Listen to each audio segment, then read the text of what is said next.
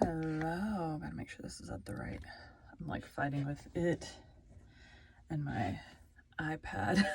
So they're like this far apart from each other. So if you tilt the phone wrong, you see the bottom of the iPad, and we don't want that. All right, we're gonna do chapter 61 for the Three Musketeers. And then I have to record a something for another podcast, so I'll be getting that done today.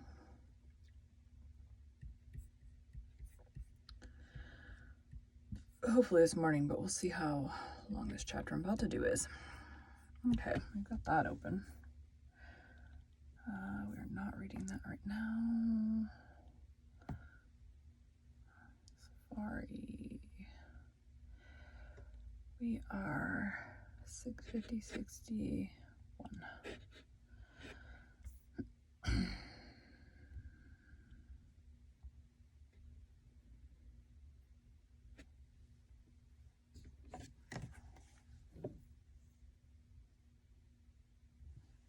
Okay. Make sure we point this at my face. I do not have an ice pack right now because it's morning, so it's a little bit chilly. I don't need an ice pack right now. Let's get this up a little bit. Okay, so I don't have to like lean forward or backward to hit the mic. Welcome to Bite at a Time Books, where we read you your favorite classics one bite at a time. My name is Bree Carlisle, and I love to read and wanted to share my passion with listeners like you.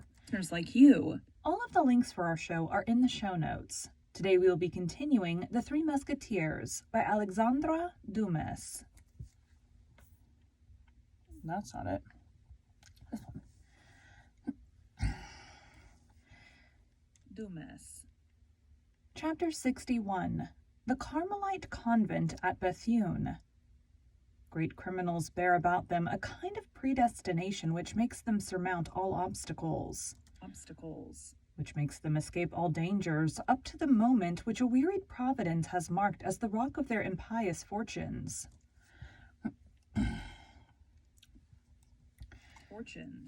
It was thus with my lady. She escaped the cruisers of both nations and arrived at Boulogne without Fortunes. It was thus with my lady. She escaped the cruisers for both nations. Fortunes. It was thus with my lady. She escaped the cruisers of both nations and arrived at Boulogne without accident. When landing at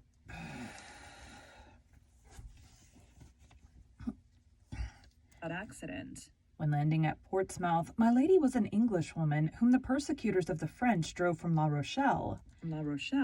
When landing at Boulogne, after a 2 days' passage, she passed for a Frenchwoman whom the English persecuted at Portsmouth out of their hatred for France.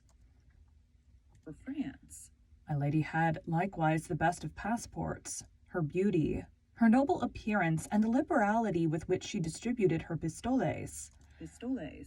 Freed from the usual formalities by the affable smile and gallant manners of an old governor of the port who kissed her hand, she only remained long enough at Boulogne to put into the post a letter, conceived in the following terms. To His Eminence Monseigneur the Cardinal Richelieu in his camp before La Rochelle. Monseigneur, let your eminence be reassured. His Grace the Duke of Buckingham will not set out for France. My Lady Day. Boulogne, evening of the 25th. P.S. According to the desire of your eminence, I report to the convent of the Carmelites at Bethune, where I will await your orders. Accordingly, the same evening, my lady commenced her journey. Night overtook her. She stopped and slept at an inn. At 5 o'clock the next morning, she again proceeded, and in 3 hours after entered Bethune. She inquired for the convent of the Carmelites and went thither immediately. The superior met her. My lady showed her the cardinal's order. The abbess assigned her a chamber and had breakfast served. All the past was effaced from their eyes of served. All the past was effaced from the eyes of this woman, and her looks, fixed on the future, beheld nothing but the high fortunes reserved for her by the cardinal, whom she had so successfully served without his name being in any way mixed up with the Sanghieri affair. The ever-new passions which consumed her gave to her life the appearance of those clouds which float in the heavens. Reflecting sometimes azure, sometimes fire, sometimes the opaque blackness of the tempest, and which leave no traces upon the earth behind them but devastation and death.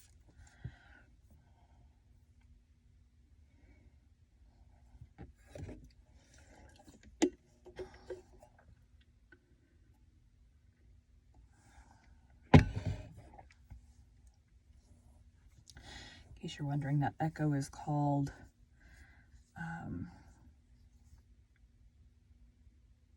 words. It echoes back so I can match the pacing and tone, which isn't that.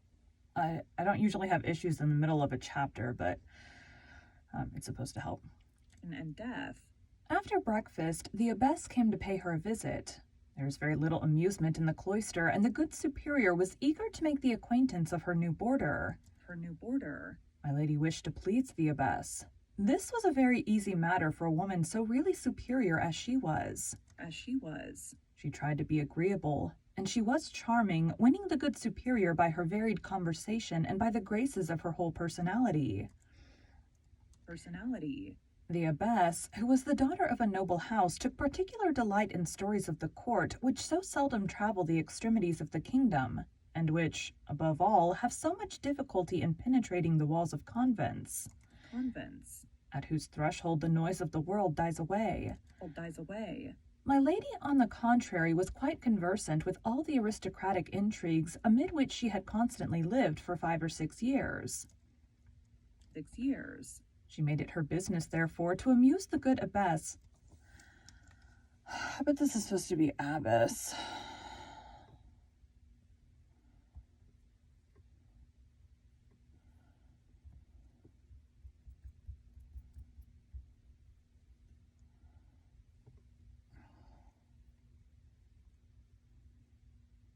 Oh, there's no sound. Abbess. Yep.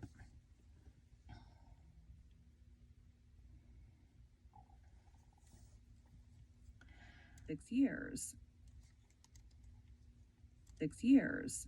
She made it her business, therefore, to amuse the good abbess with the worldly practices of the court of France. Mixed with the eccentric pursuits of the king, she made for her the scandalous chronicle of the lords and ladies of the court, whom the abbess knew perfectly by name, touched lightly on the amours of the Queen and the Duke of Buckingham, talking a great deal to induce her auditor to talk a little. But the abbess consented herself with listening and smiling without replying a word. My lady, however, saw that this sort of narrative amused her very much and kept at it. Only she now let her conversation drift toward the cardinal. But she was greatly embarrassed. She did not know whether the abbess was a royalist or a cardinalist. She therefore confined herself to a prudent middle course. But the abbess, on her part, maintained a reserve still more prudent, contenting herself with making a profound inclination of the head every time the fair traveller pronounced the name of his eminence. My lady began to think she should grow My lady began to think she should soon grow weary of the My lady began to think she should soon grow weary of a convent life. She resolved then to risk something in order that she might know how to act afterward. Desirous of seeing how far the discretion of the good abbess would go, she began to tell a story, obscure at first, but very circumstantial afterward, about the cardinal, relating the amours of the minister with Madame d'Aiguillon, Marianne Delorme, and several other gay women. And several other gay women. The abbess listened more attentively, grew animated by degrees, and smiled. Good, thought my lady. She takes a pleasure in my conversation. If she is a cardinalist, she has no fanaticism. Good, thought my lady. She takes a pleasure in my conversation. If she is a cardinalist, she has no fanaticism at least. She then went on to describe the persecutions exercised by the cardinal upon his enemies. The abbess only crossed herself without approving or disapproving. This confirmed my lady in her opinion that the abbess was rather royalist than cardinalist. My lady therefore continued, coloring her narrations more and more. I am very ignorant of these matters, said the abbess at length, but however distant from the court we may be, however remote from the interests of the world we may be placed, we have very sad examples of what you have related, and one of our boarders has suffered much from the vengeance and persecution of the cardinal. One of your boarders, said my lady. Oh my God, poor woman, I pity her then. And you have reason, for she is much to be pitied. Imprisonment, menaces, ill treatment, she has suffered everything. But after all, resumed the abbess, Monsieur Cardinal has perhaps plausible motives for acting thus, and though she has the look of an angel, we must not always judge people by the appearance.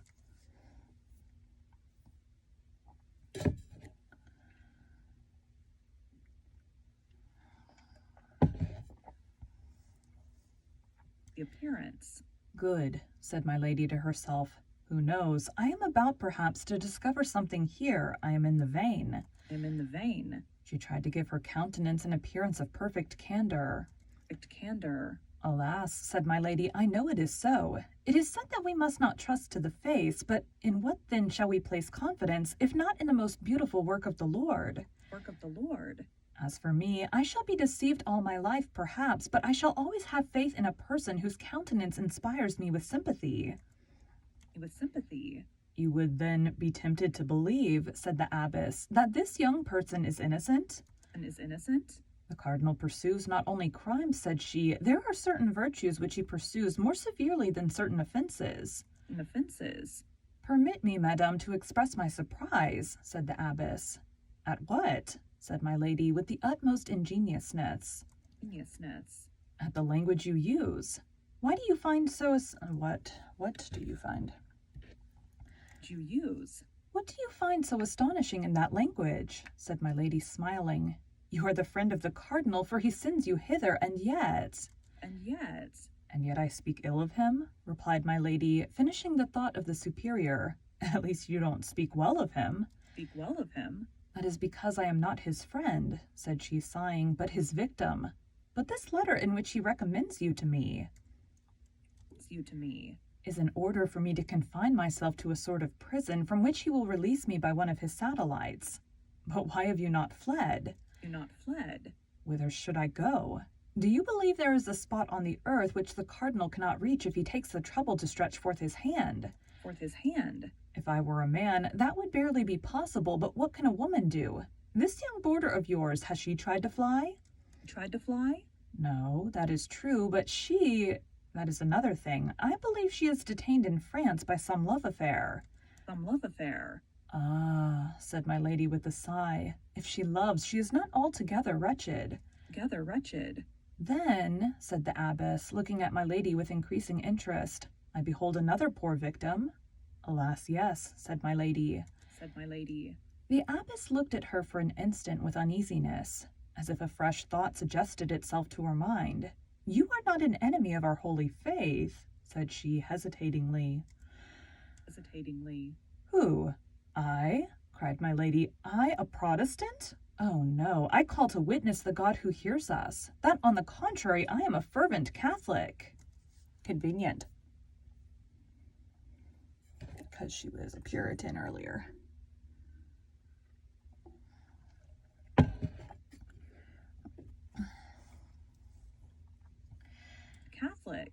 Then, madame, said the abbess, smiling, be reassured. The house in which you are shall not be a very hard prison, and we will do all in our power to make you cherish your captivity. You will find here, moreover, the young woman of whom I spoke, who is persecuted, no doubt, in consequence of some court intrigue. She is amiable and well-behaved. What is her name? She was sent to me by someone of high rank under the name of Kitty. I have not tried to discover her other name. Kitty? Cried my lady. What? Are you sure? That she is called so? Yes, madame. Do you know her? Do you know her? My lady smiled to herself at the idea which had occurred to her that this might be her old chambermaid. Chambermaid. There was connected with the remembrance of this girl a remembrance of anger, and a desire of vengeance disordered the features of my lady, which, however, immediately recovered the calm and benevolent expression which this woman of 100 faces had for a moment allowed them to lose. And when can I see this young lady for whom I already feel so great a sympathy? Asked my lady. Why, this evening, said the abbess. Today even, but you have been traveling these 4 days, as you told me yourself. This morning you rose at 5 o'clock. You must stand in need of repose. Go to bed and sleep. At dinner time we will rouse you. Although my lady would very willingly have gone without sleep, sustained as she was by all the excitements which a new adventure awakened in her heart, ever thirsting for intrigues, she nevertheless accepted the offer of the superior. During the last 15 days, she had experienced so many and such various emotions that if her frame of iron was still capable of supporting fatigue, her mind required repose.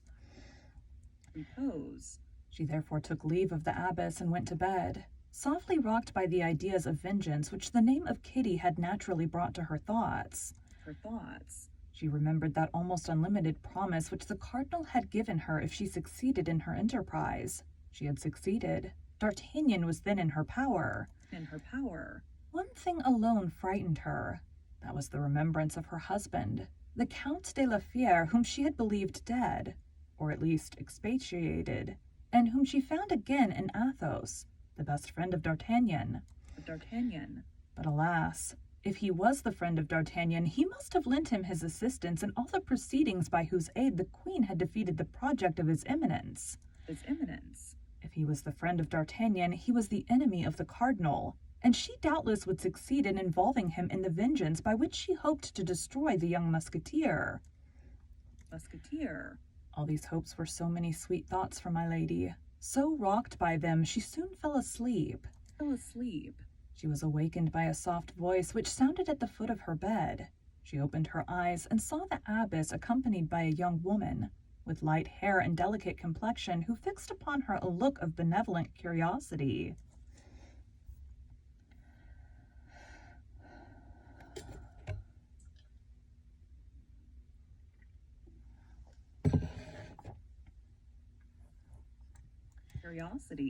The face of the young woman was entirely unknown to her. Each examined the other with great attention while exchanging the customary compliments. Both were very handsome, but of quite different styles of beauty. My lady, however, smiled in observing that she excelled the young woman by far in her high air and aristocratic bearing. It is true that the habit of a novice which the young woman wore was not very advantageous in a contest of this kind. The abbess introduced them to each other. When this formality was ended, as her duties called her to chapel, she left the two young women alone. The novice, seeing my lady in bed, was about to follow the example of the superior, but my lady stopped her. How, madame, said she, I have scarcely seen you, and you already wish to deprive me of your company, upon which I had counted a little, I must confess, for the time I have to pass here. No, madame, replied the novice, only I thought I had chosen my time ill. You were asleep. You are fatigued. Well, said my lady, what can those who sleep wish for? A happy awakening? This awakening you have given me, allow me then to enjoy it at my ease. And taking her hand, she drew her toward the armchair by the bedside. The novice sat down. How unfortunate I am, said she. I have been here 6 months without the shadow of recreation. You arrive, recreation. How unfortunate I am, said she. I have been here 6 months without the shadow of recreation. You arrive, and your presence was likely to afford me delightful company. Yet I expect, in all probability, to quit the convent at any moment. How? You are going soon? asked my lady. At least I hope so, said the novice, with an expression of joy which she made no effort to disguise. I think I learned you had suffered persecutions from the cardinal, continued my lady. That would have been another motive for sympathy between us. What I have heard then from our good mother is true. You have likewise been a victim of that wicked priest. A priest? Hush, said my lady, let us not even here speak thus of him. All my misfortunes arise from my having said nearly what you have said before a woman whom I thought my friend. Thought my friend? And who betrayed me. Are you also the victim of a treachery? Of a treachery? No, said the novice, but of my devotion. Of a devotion to a woman I loved, for whom I would have laid down my life, for whom I would give it still. Give it still? And who has abandoned you? Is that it? Is that it? I have been sufficiently unjust to believe so, but during the last 2 or 3 days I have obtained proof to the contrary, for which I thank God. I thank God. For it would have cost me very dear to think she had forgotten me. Forgotten me? But you, madame, you appear to be free, continued the novice, and if you were inclined to fly, it only rests with yourself to do so. To do so? Whither would you have me go without friends, without money, in a part of France with which I am unacquainted and where I have never been before? Been before? Oh, cried the novice, as to friends, you would have them wherever you want. You appear so good and are so beautiful.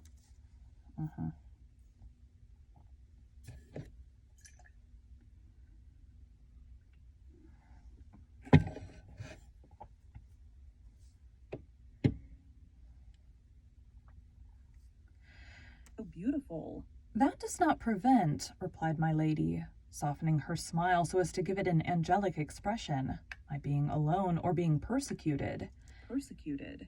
Hear me, said the novice, we must trust in heaven. There always comes a moment when the good you have done pleads your cause before God. Before God? And see, perhaps it is a happiness for you, humble and powerless as I am, that you have met with me. Met with me? For if I leave this place, well, I have powerful friends who, after having exerted themselves on my account, may also exert themselves for you. For you?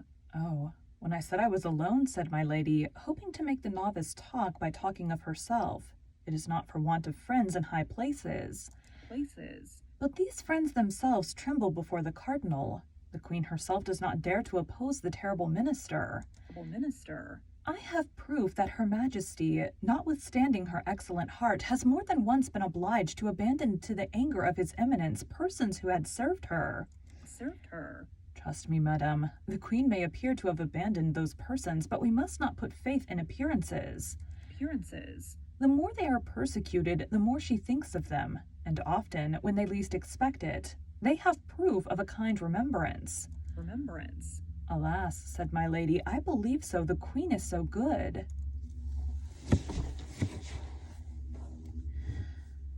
So good?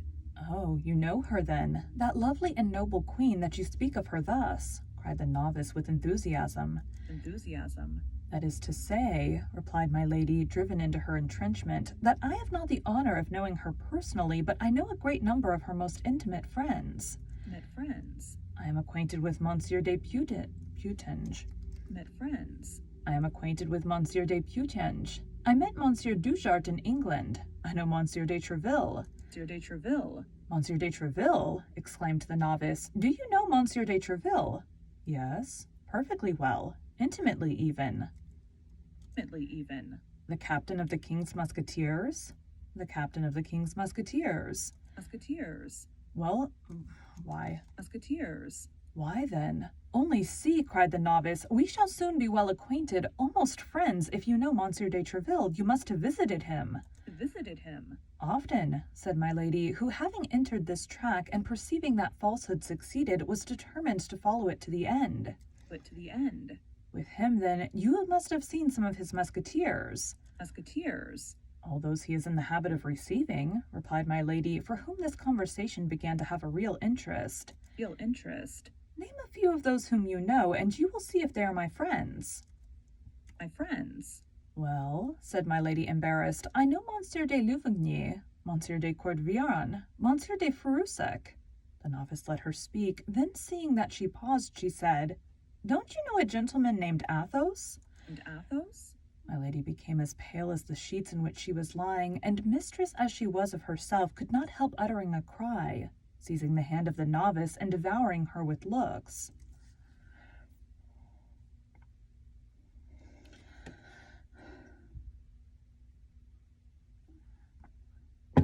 gonna have to do the other story later.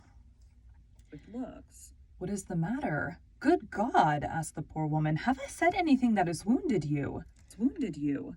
No, but the name struck me because I also have known that gentleman, and it appeared strange to me to meet with a person who appears to know him well. To know him well? Oh yes, very well. Not only him, but some of his friends, Messieurs Porthos and Aramis.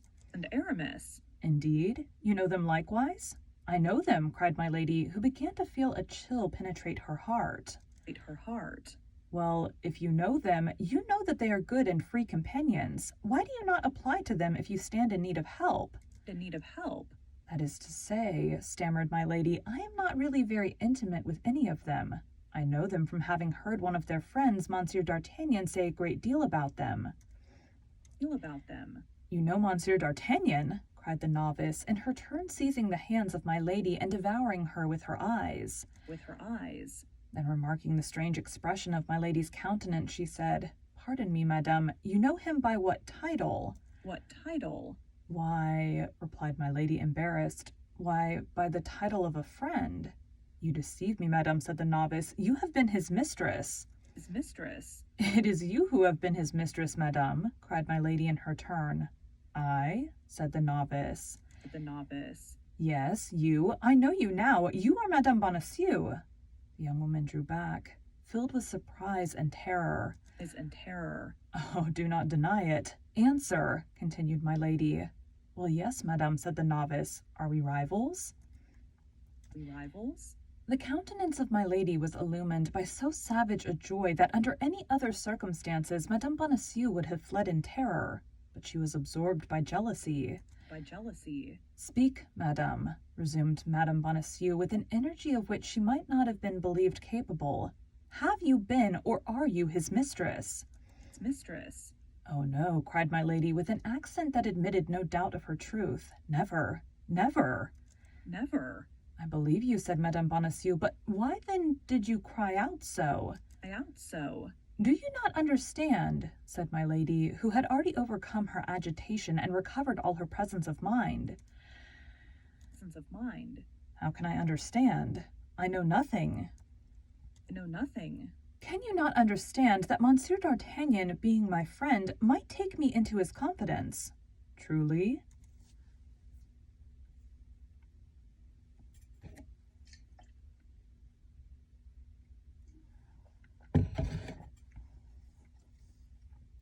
Truly? Do you not perceive that I know all? Your abduction from the little house at Saint Germain, his despair, that of his friends, and their useless inquiries up to this moment. To this moment? How could I help being astonished when, without having the least expectation of such a thing, I meet you face to face? Face to face? You, of whom we have so often spoken together. You, whom he loves with all his soul. You, whom he had taught me to love before. I had seen you. Had seen you? Ah, dear Constance, I have found you then. I see you at last. You at last? And my lady stretched out her arms to Madame Bonacieux, who, convinced by what she had just said, saw nothing in this woman whom an instant before she had believed her rival, but a sincere and devoted friend. Devoted friend? Oh, pardon me, cried she, sinking upon the shoulders of my lady. Pardon me, I love him so much. So much? These two women held each other for an instant in a close embrace. Certainly, if my lady's strength had been equal to her hatred, Madame Bonacieux would never have left that embrace alive. But not being able to stifle her, she smiled upon her. Smiled upon her. Oh, you beautiful, good little creature, said my lady. How delighted I am to have found you. Let me look at you. Let me look at you. And while saying these words, she absolutely devoured her by her looks. Oh, yes, it is you indeed. From what he has told me, I know you now. I recognize you perfectly.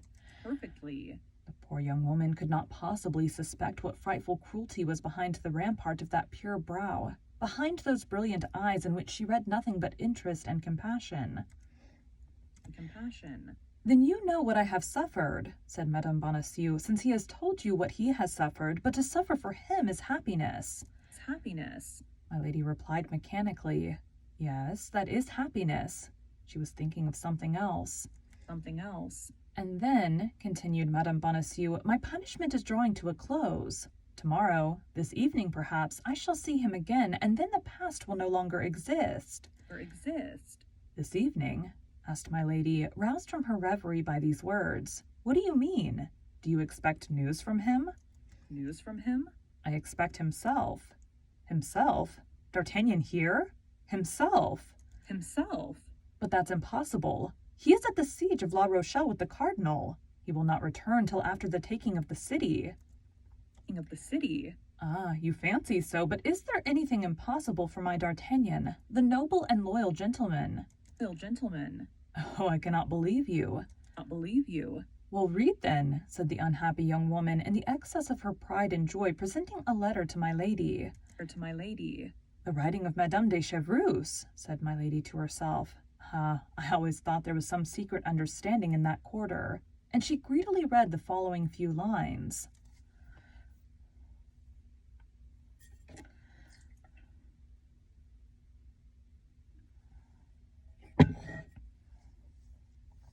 Few lines. My dear child, hold yourself ready. Our friend will see you soon, and he will only see you to release you from that imprisonment in which your safety required you should be concealed. Be concealed. Prepare then for your departure, and never despair of us. Our charming Gascon has just proved himself as brave and faithful as ever. Tell him that certain parties are grateful for the warning he has given. He has given. Yes, said my lady, the letter is precise. Do you know what that warning was? Warning was? No, I only suspect he has warned the queen against some fresh machinations of the cardinal. Of the cardinal? Yes, that's it, no doubt, said my lady, returning the letter to Madame Bonacieux and letting her head sink pensively upon her bosom.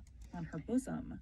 At that moment they heard the gallop of a horse. Of a horse? Oh, cried Madame Bonacieux, darting to the window. Can it be he? Can it be he? My lady remained still in bed. Petrified by surprise, so many unexpected things happened to her all at once, that for the first time she was at a loss. At a loss? He, murmured she. Can it be he? And she remained in bed with her eyes fixed. Eyes fixed? Alas, no, said Madame Bonacieux. It is a man I don't know, although he seems to be coming here. Yes, he checks his pace. He stops at the gate. He rings.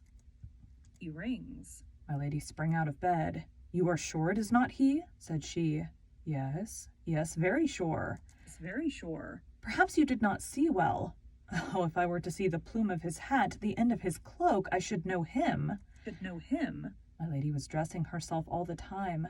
Yes, he has entered. It is for you or me. My God, how agitated you seem. Agitated you seem. Yes, I admit it. I have not your confidence. I fear the cardinal. Hush, said Madame Bonacieux. Someone is coming. Someone is coming. Immediately the door opened and the superior entered. Did you come from Bugnon? Demanded she of my lady. She of my lady. Yes, replied she, trying to recover her self-possession. Who wants me? Who wants me? A man who will not tell his name, but who comes from the cardinal. And who wishes to speak with me? Speak with me? Who wishes to speak to a lady recently come from Speak with me? Who wishes to speak to a lady recently come from Bourguignon. Then let him in, if you please. You please. Oh, my God, cried Madame Bonacieux. Can it be bad news? I fear it.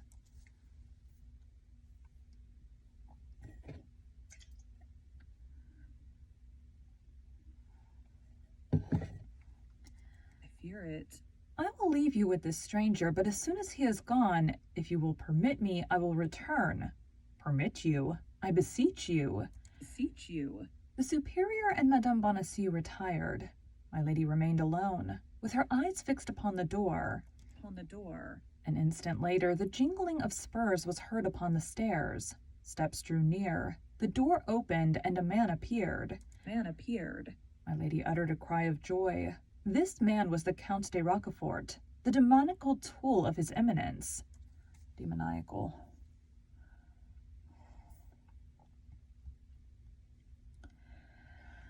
His eminence.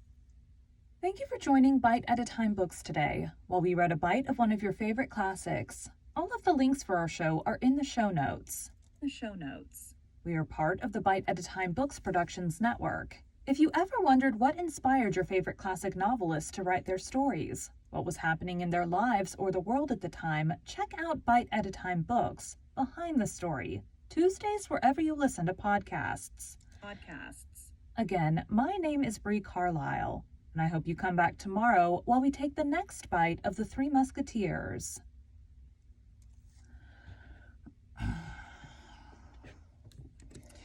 Done with that. I'm gonna have to come back later because I only have like 2 minutes to work. Thanks, guys.